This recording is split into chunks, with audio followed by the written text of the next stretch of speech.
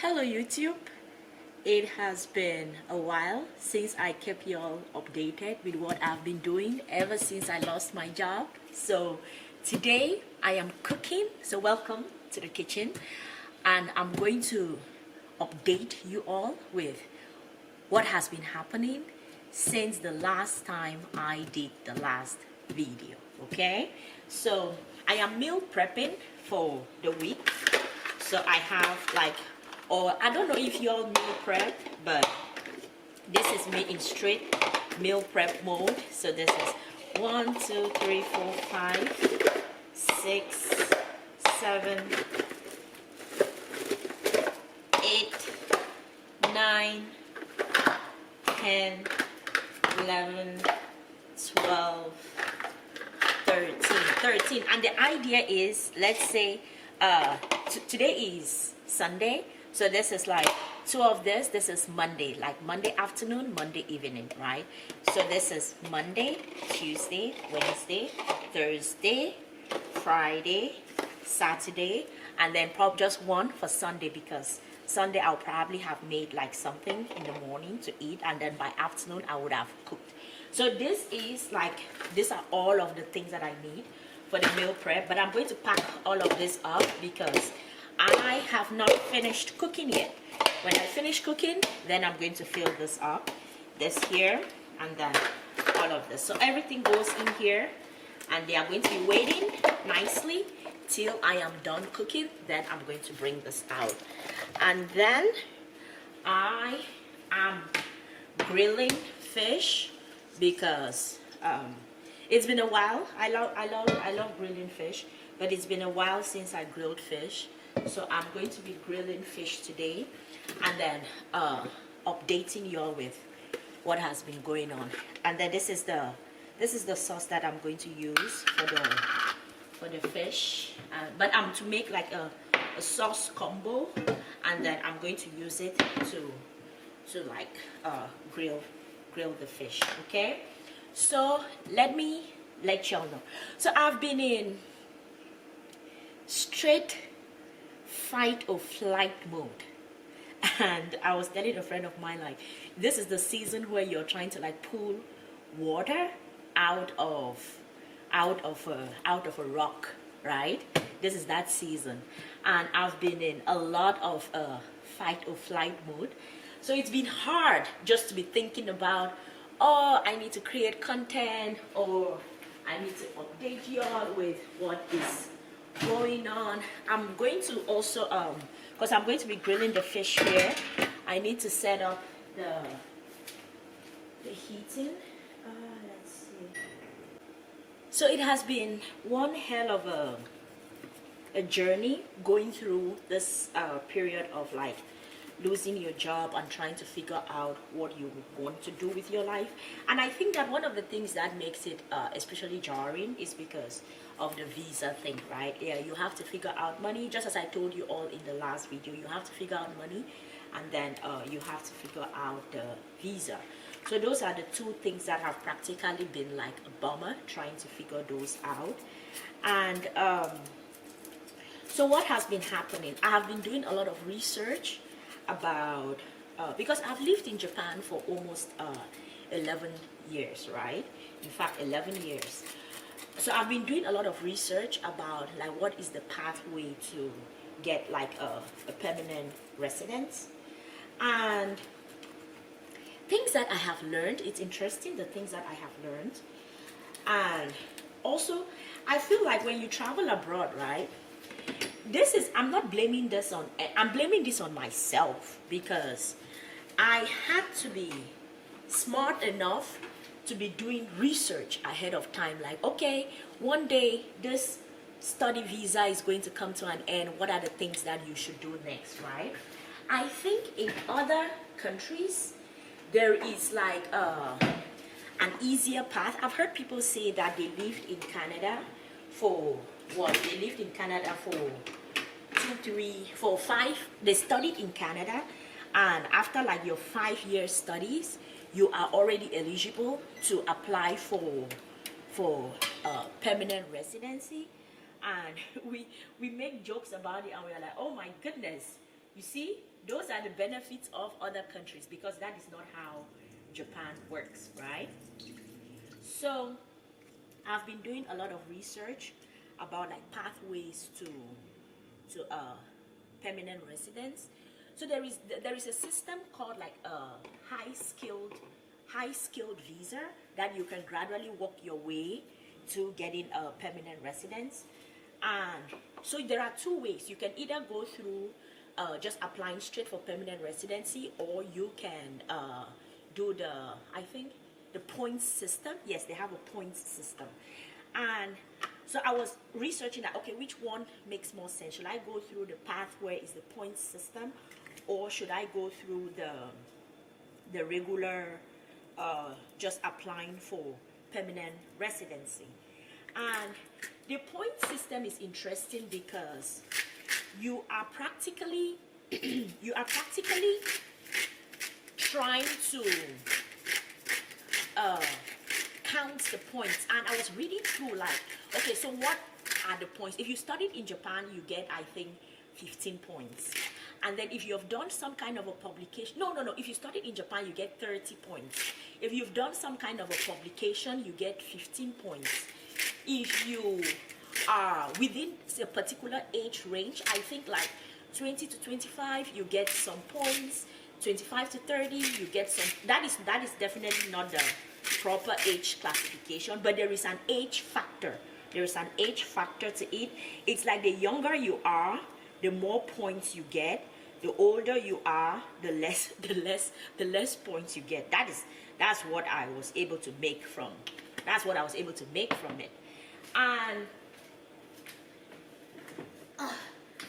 I'm going to be doing the grilled fish with plantain. So the plantain is here. I have the long plantain, and then I have the short plantain. So I don't know, I'll probably, this one is riper, is that the word?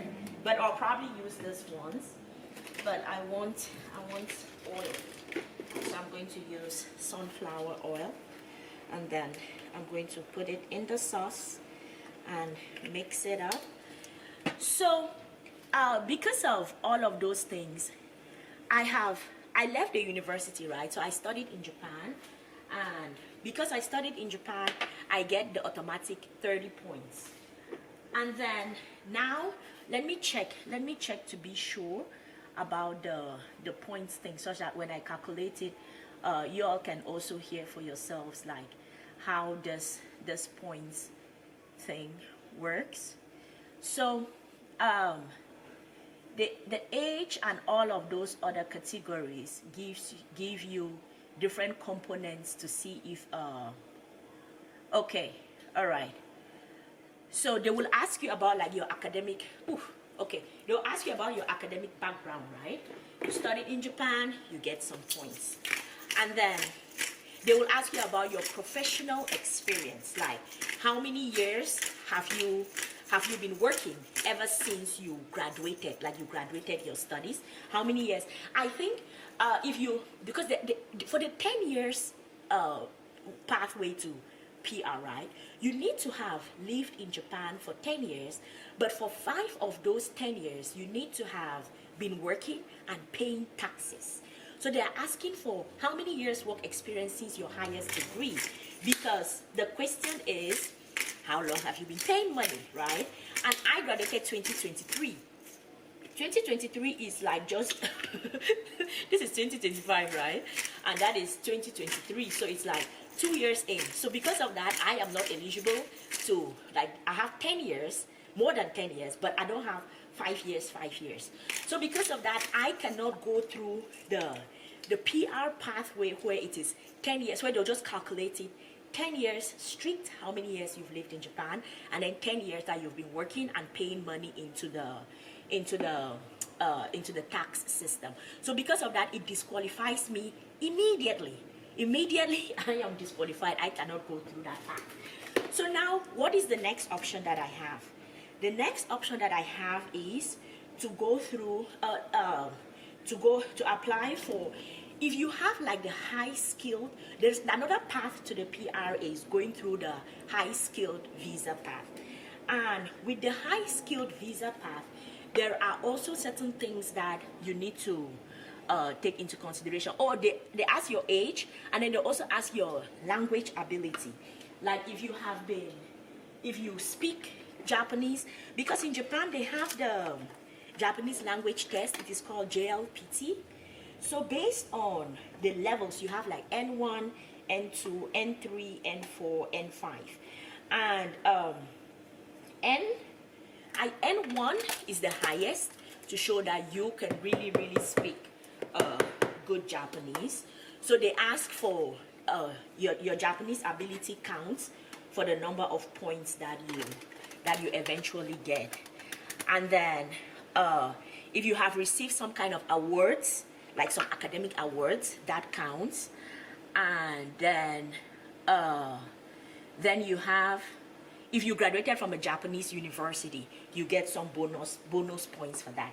So I did the entire math of figuring out, okay, what are the aspects of the high skilled visa that I could apply for, and I found out something. So you're required to get, wait, let me taste this.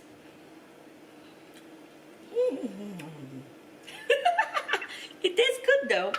It tastes good.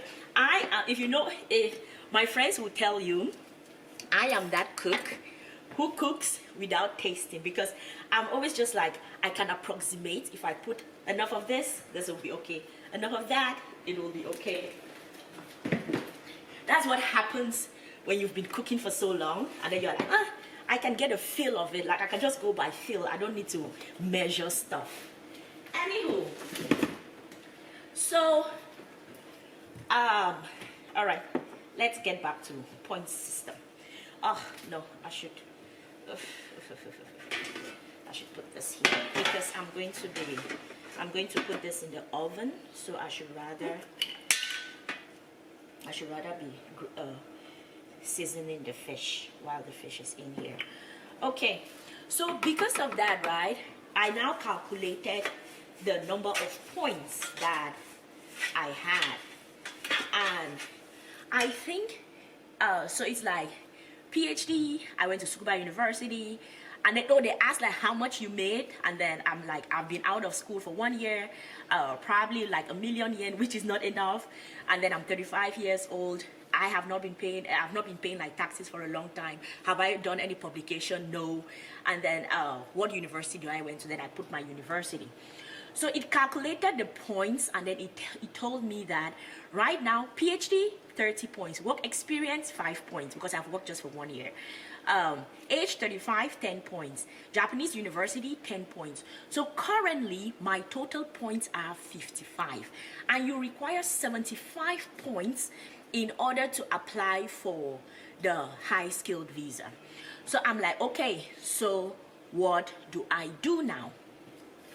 Number one, I need to publish an article as soon as yesterday. I need to publish an article as soon as yesterday. And the reason why I need to publish an article is because right now I have 55 points, right? So if I publish an article, that is going to give me 15 points. 15 points, so you see, if I get a publication, right now I have 55 points. If I publish an article, it gives me 15 points immediately. So that takes me all the way to 70 points. And then I am missing 5 points, because the cutoff, that you have to have like 75 points, right? So what I have to do now is I have to publish an article, and yes, that gives me 15 points. And then I have to publish an article, that gives me 15 points. And then I have to get a job. One of the things, because that tax thingy is very important, you need to have been paying into the tax system. And another thing, you need to be making, I think, minimum 3 million yen annually So on my to-do list, right? On my to-do list, I have different pathways. So I have to publish the article, and then the second thing that I have to do is I have to get a job, but not just any regular job. As I explained to you all, I'm on the humanities visa.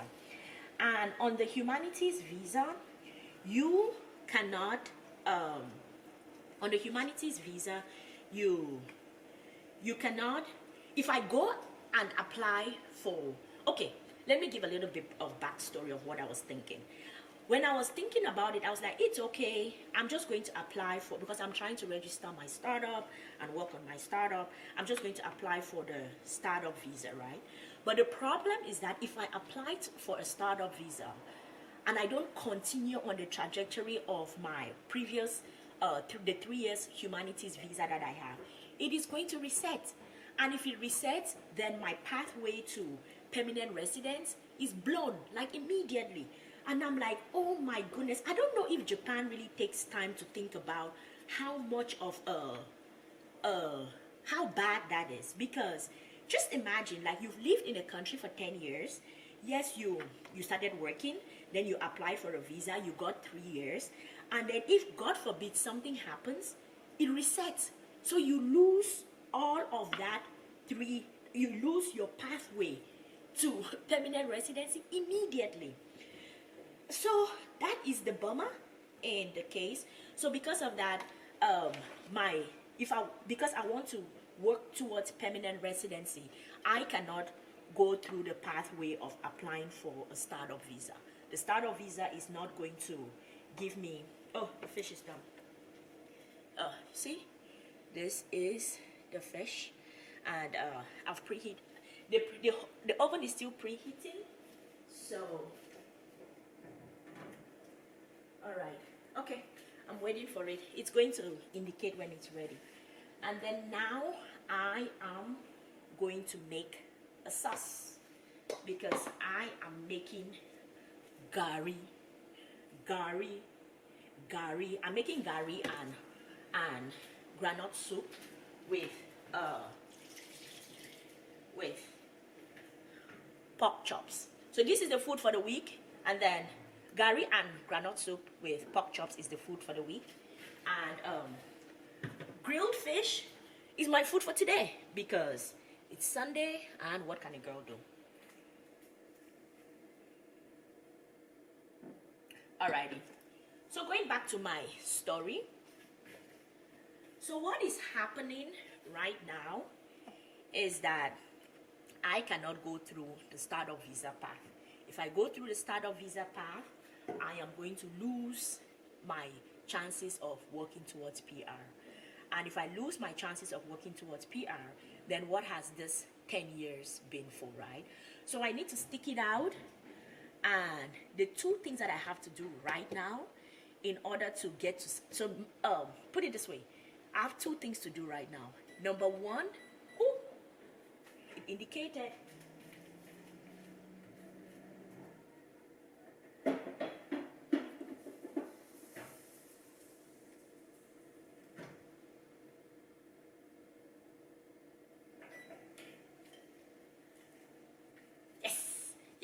Yes, the oven indicated that it has finished preheating. So I've put the fish, and we are going to wait and see how it comes out. Anyhow, going back to the story. So I have two things that I have to do right now. Number one, I need to publish an article as soon as possible, because I have 55 points and my job is to figure out how to get to 75 points. So number one, publish an article as soon as yesterday. It's going to give me 15 points, which is going to push me up to 70 points. And then I'm still missing 5 points. The second one is I have to get a job that lets me stay on the humanities visa, and a job that pays me minimum 250,000 yen per month. Because having a contract that says that, okay, I'm continuing I'm continuing on the humanities visa, and I'm making 250,000 yen per month, or maybe I have a contract that pays me, let's say, 4 times annually, let's say per quarter, but that all comes up to 3 million yen. Then that is going to give me now 5 more points. And then with the 5 points now, it would push me up to 75. Then with 75 points, I can apply for the high-skilled visa. And then when you apply for the high-skilled visa, using now the high-skilled visa, you can then apply for permanent residency. So that is that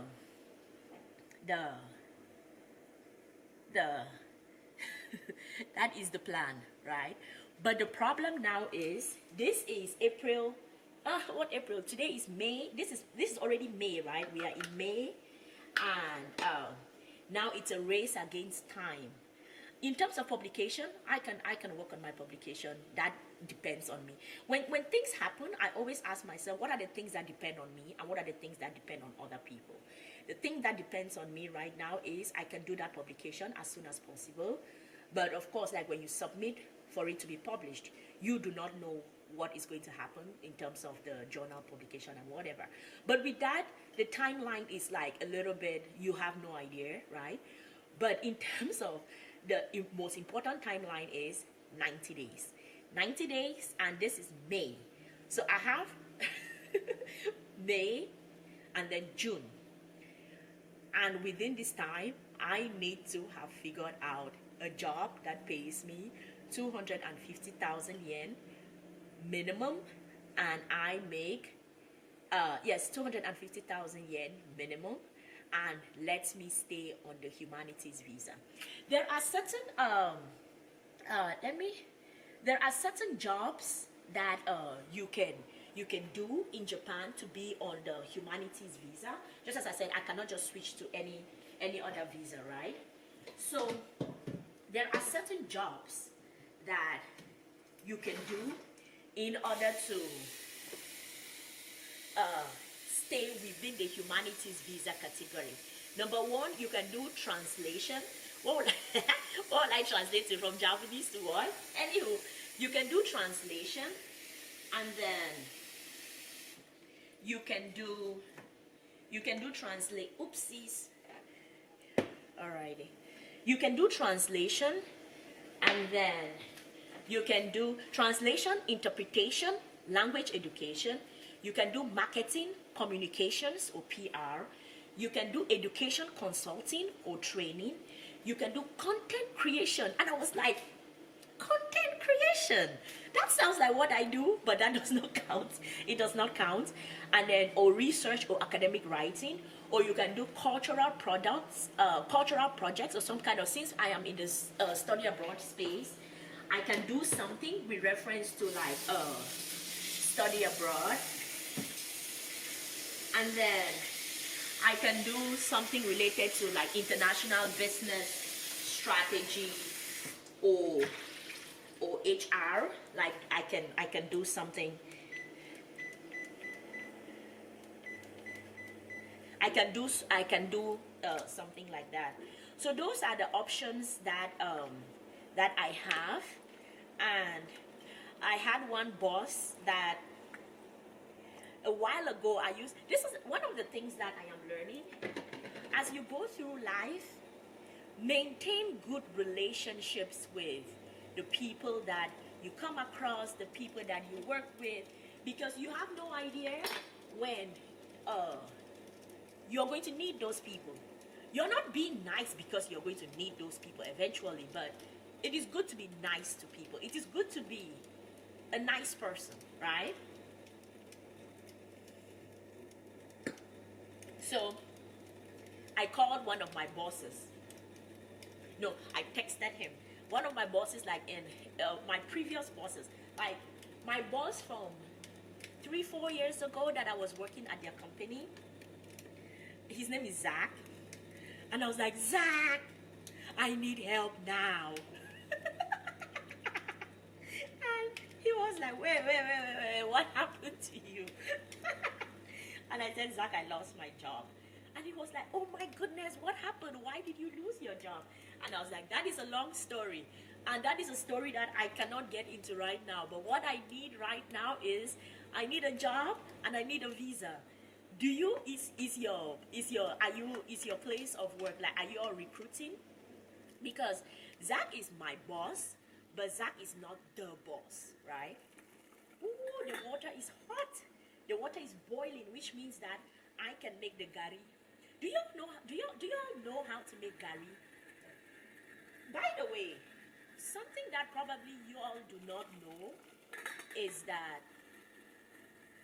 when I was 21 years old, let me see, how many minutes has this been going for? 22 minutes. It's okay. We can push it up to probably 30 minutes. Those that can watch, that's fine. If you don't want to watch, that's fine also. So, when I was 21 years old, I just left the university. I was unemployed and I was trying to find my way in the world. Do you know what I did? At 21, I opened up a restaurant. Listen, I have been a hustler my whole life, okay? And one of the things that I'm so proud about that restaurant is that my grandpa used to come to that restaurant and he would be like, my daughter, can you make carrot juice for me? And I used to make him like carrot salad and carrot juice, and we'll sit and I'll just watch him eat, and it's a nice memory. But that restaurant ended up in flames. One day I'm going to tell you all the story of that restaurant, because that restaurant was actually attached to a place where prostitutes were. It was like a house of prostitutes, and then it was attached to a place where they were selling cooking gas. But the cooking gas person, they delivered the cooking gas, and one of the cooking gas was defective. And so I came into work like a regular day and started the fire, because I was like, I had to start the fire. I was working, right? And then I could hear a sound. You know, like I hear a sound going off. I'm like, okay, probably someone left a radio on. Like it sounded like, you know, when a radio is connected, when a radio is like you left the radio on and the radio was connected, but the radio station has gone offline. So all you're getting now is the signal, but you're not getting any live reporting. So I heard that sound. I was like, oh, probably someone left a radio on. Kept my life going on. And I kept cooking and just preparing for my day as usual. And then, all of a sudden, in a matter of seconds, I heard a sound that did, and then it was just flames. It was just flames. Honestly, till today, I do not know how I left that building. I think about it in hindsight and I'm like, oh my God. Honestly, I always say that that was like my first near-death experience. Because, number one, it was a matter of seconds and then the flame just covered me completely. I don't know how I was able to dash out in a matter of seconds. But as I was running and going out, and I turned and looked at the building, the entire building caught flame. The entire building caught flame. And I was like, oh my goodness. Oh my goodness, because that would have been me, right? And till this day, each time, this is the reason why I prefer this fireplaces where you just push the buttons and then it starts cooking. Till this day, I don't like gas, like flames itself. I don't like flames because it gives me a lot of PTSD. Like each time I see a flame, I'm always just like I have to take a step back and remind myself that it is okay. Like I'm not in a place of danger each time I see a huge flame. Anywho, why was I telling you all this story? Oh, okay. I was telling you all this story because I was asking, like, do y'all know Garri? Because I'm going to be cooking Garri right now. And in order to cook Garri, I need nkong. Do y'all know nkong? Hold on.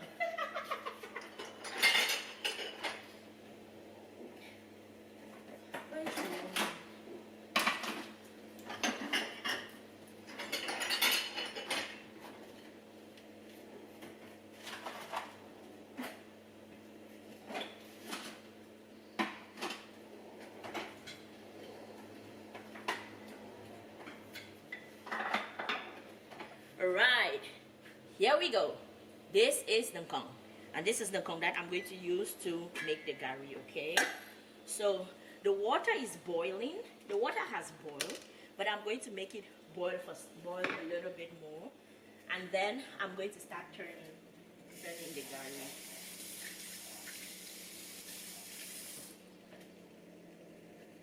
The fish, I'll show you all the fish. The fish is turning out so good. The fish is turning out so good. Oh, I have to reduce the water.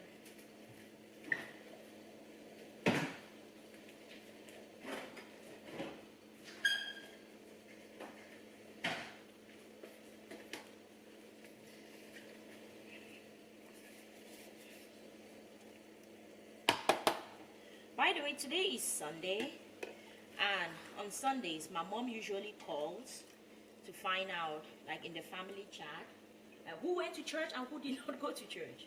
So I was just looking at the time and I'm like, oopsies, I cannot make it to church today, and mom is going to call and have a whole session about the importance of going to church, and how the fact that you live abroad does not mean that you should lose your values. You need to keep your Christian values and go to church. And then each time she says it, I start laughing. And my younger sister is like, oh, she has changed. She went abroad and she has changed so much. And I'm always like, if you don't leave me alone, like if you don't leave me alone immediately, we are going to have a problem. All right, so the water is boiling, so I'm going to now pour the garri. Okay, that is done. And then that is not enough. That is too small because I'm cooking for the whole week, right? So I need to make enough garri. So I'm going to pour some more.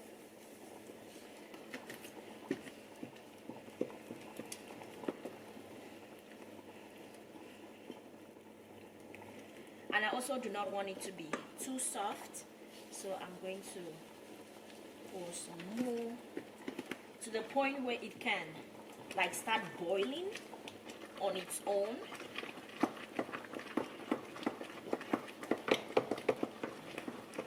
Okay, I want it a little bit thicker. All right.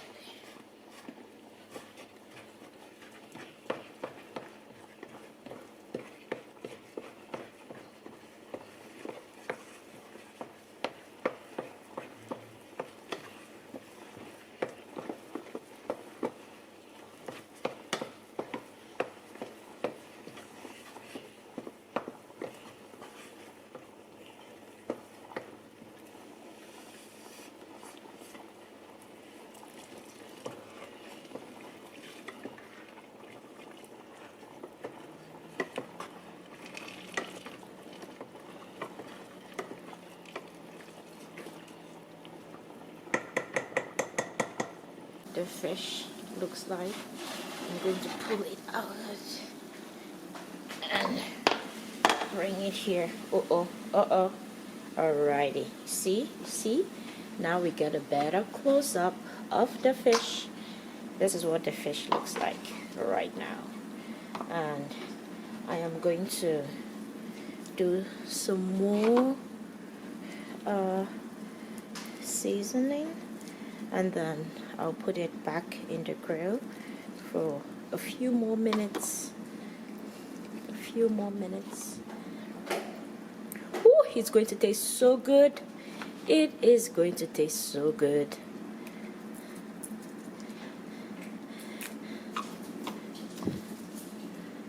So I'm going to give it, let's say, 9 minutes, 10 minutes. Let's give it 15 minutes. 15 minutes, okay. 15 minutes, start. And there it goes. Woo. So the fish is fishing, okay? The fish is fishing. The plantain is plantaining.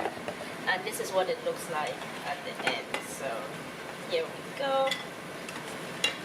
Woo. This looks so good. I cannot wait to eat.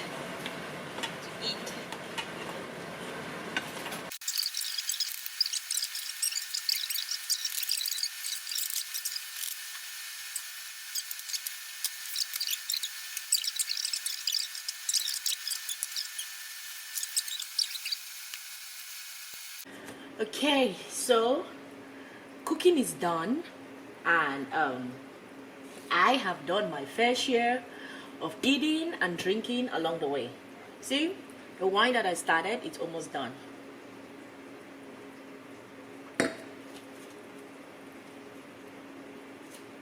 You start cooking and you are sober human.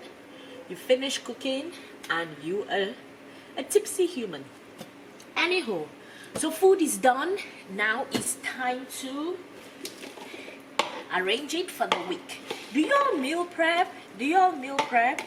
Because I think one of the highest things that I have struggled with ever since losing my job is finding structure, and mostly like structure to do things. Because like when you are employed, right, you know that you wake up at 8 a.m.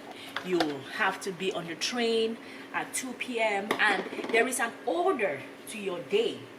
But when you are not employed, you have 24 hours to yourself.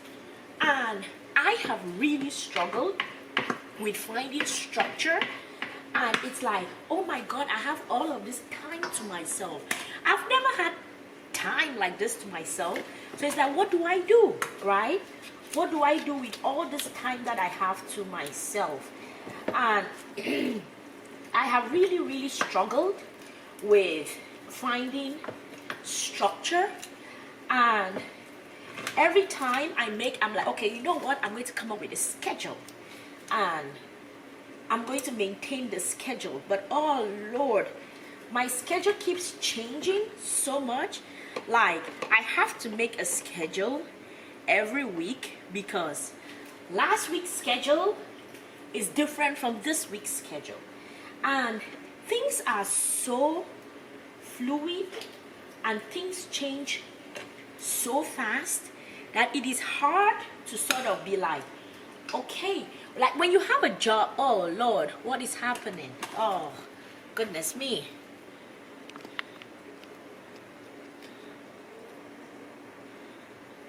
Okay, that is better.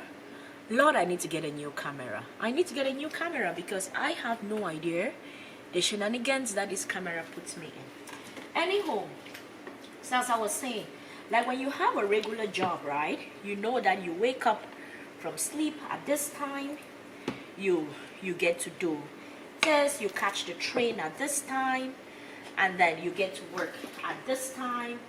But I think if you lose your job, you will struggle with figuring out what do you do with all of this free time. Like, I've worked my whole life, right? So this aspect of this idea, oh my goodness, I don't have enough food for every day. Oh no, there is no food for this 3. Oh, my Garri is already finished. My Garri is already finished. Okay, I can put one more. And then these 2, there is no food for them. See who is going to be a hungry human being sometime during the week. Sometime during the week, someone is going to be a hungry human being because I did not make enough food. It's so hard to know, like, to be able to ascertain, like, okay, I'm going to need this much throughout the week. It's so hard to ascertain that. Alrighty, so this is my granite soup. My granite soup is ready, and I am going to be serving it. So you see, Garri is here, and then I need to put the soup. So of course I start with the beef, and then I put soup, and this is ready.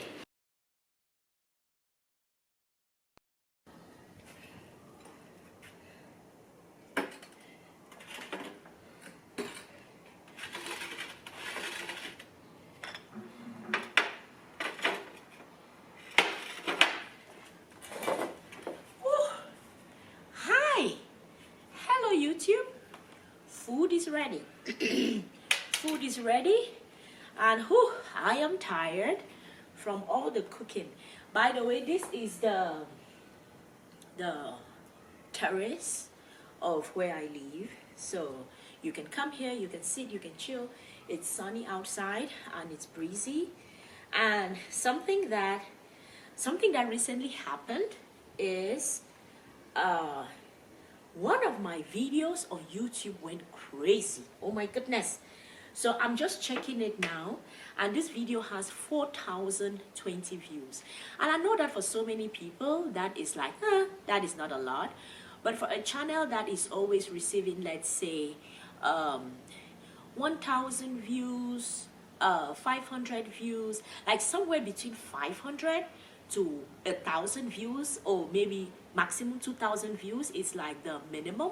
So getting to this of the video getting 4,000 views, and the thing is, I published this video on Wednesday.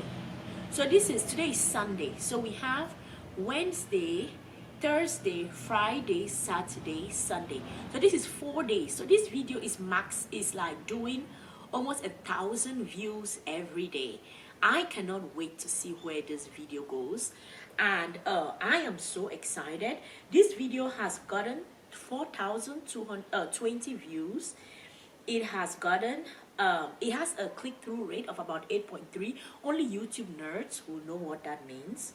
And this video alone has given me about 242 subscribers, this particular video. And I'm so excited because I think that it has also helped me know what you all want to see in terms of scholarships. And I am going to be delivering. On that, because now I'm going to create more content about this. The title of this video is actually Move to Canada for Free for Vocational, Bachelor's, Master's, PhD and Postdoc students. And this video, it has like 600 slots. Even I was surprised when I saw the video. I was like, oh my goodness, 600 slots, that's a lot of slots. Anyhow, so this video, and when I published this video, I had about, as I said, it has given me about 242 subscribers, right? So I had about 15,800-ish subscribers, and now I'm at 16,175 subscribers. It's amazing to watch. It's amazing to watch what just one video might do, and it is still at 4,000 subscribers. So you don't really count that as anything, right? Anywho, so I cannot wait to see where the video goes, and I'm following it up to see what happens. I'm excited. See, now I go to LinkedIn and someone is here doing some bullshit. No, bootcamp is charging. You said it's free. Why will I provide bootcamps for free? Like, why will I do it? Why will I do it? Why will I do it? Why will I, let me just reply this comment. Why will I work for free? Do you work for free?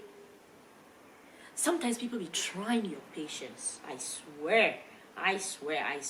When you create content online, people think that you have to work for them for free. And I'm like, what made you so entitled? Anywho, let's get to this food. Woo-hoo-hoo-hoo-hoo. This is like, what do they call it? Mukbang? That's how they call it, right? Mukbang. Where people just, I always found it strange that people create content where they just sit and eat and people watch. Like you just watch people eating. It's so strange.